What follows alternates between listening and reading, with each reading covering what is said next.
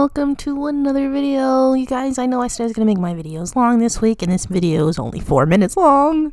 But I wanted to do some breakdance study poses, but I really didn't want to break out my camera to do them, and so I wanted to do them digitally, but they only took me around 30 minutes to do. It's normally not an issue because 30 minutes in raw footage from my camera is a lot more footage than it is digitally, just because the digital program only records, your strokes, and it speeds it up like really fast. It always does a time lapse, so there's a lot less footage. I can only slow it down so much without it being completely unbearable for you guys.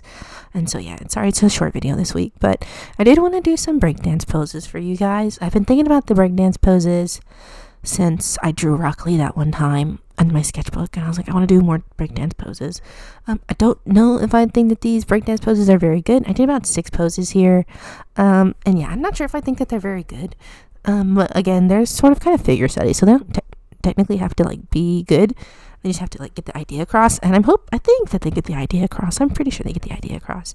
I was struggling a bit with sizing them because I kept the canvas the same size as it would be for a YouTube video. I just upsized it more so that way it would be a little bit higher resolution. But yeah, I was working on them, and I was like, I keep having to shrink the bodies, and that just makes me realize I don't really know how to draw proportions really well off the dome. And also it's really hard, especially for breakdance poses, because for a lot of them the people are upside down, and I don't know how to draw people who are upside down, and so I keep flipping the canvas trying to figure out a way that I can make it look right. And I was like, I can try to draw it right side up, but then I couldn't flip the reference. I can't flip the reference upside down, so that way it's right side up. Sorry, that was my dog.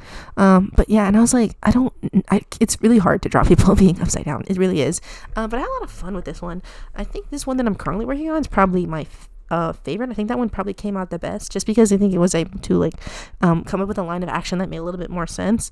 Like I said, I don't think these are very good, but this one's probably my favorite out of the bunch of them, probably because it was a little bit more simple, because it was mostly just a side profile view.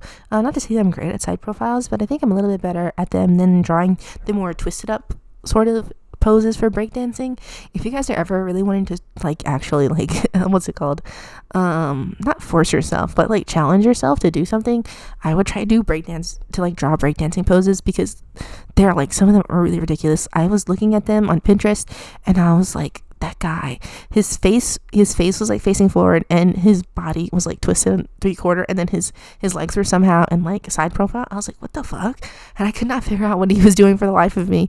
And yeah, so breakdance poses actually super complicated. I wasn't really thinking about it too much, but as I was looking through them and picking out different poses, I was like, some of these are insane.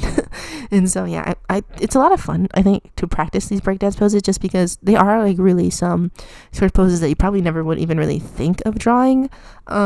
Maybe that would make them not very good poses for drawing, because not something that you would realistically be drawing, unless I guess you're gonna draw a comic about breakdancing, which could be cool. I'm sure there probably is one, not that I would know about it, but I'm sure there's a lot of sports anime and manga, and so if they told me that there was a sports manga about breakdancing, I would 100% believe you. But anyway, yeah, it was a lot of fun doing these poses. I'm probably gonna have to try and practice these again at some point. I really like to draw people who are doing handstands and headstands. Just something that's really fun about that, and I really feel like I need to get better at drawing people upside down.